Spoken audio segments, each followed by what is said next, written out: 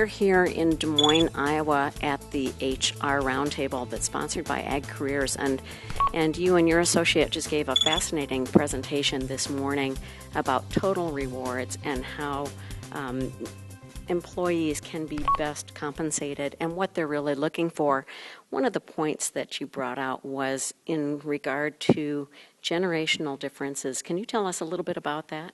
Sure. We often, we find that many organizations look at demographics as a key differentiator and try to understand employee needs across different demographic categories, however those are defined, whether it's age or gender or business unit or what have you, because they're really easy to find.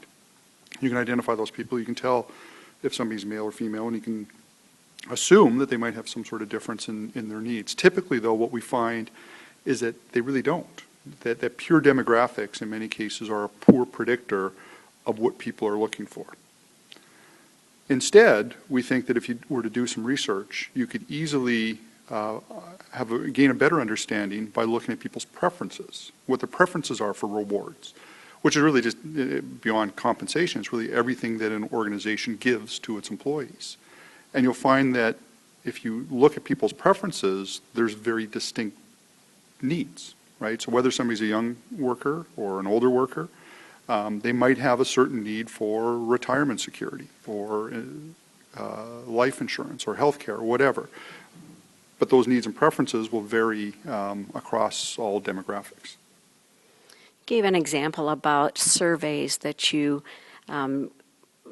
feel that employers can give to their employees that help them identify some of those differentiators. That's right. So if you survey employees and you really come at this from a marketing approach rather than as an HR approach, but really come at this from a marketing approach and try to understand the needs of your consumer, right? And employees are consumers of benefits and consumers of rewards. So I think if we can start to think a little bit more like marketers, we can then start to understand the needs of employees, do so in a survey, and then start to design and deliver and communicate programs and packages that meet the needs of that audience, just like in marketing.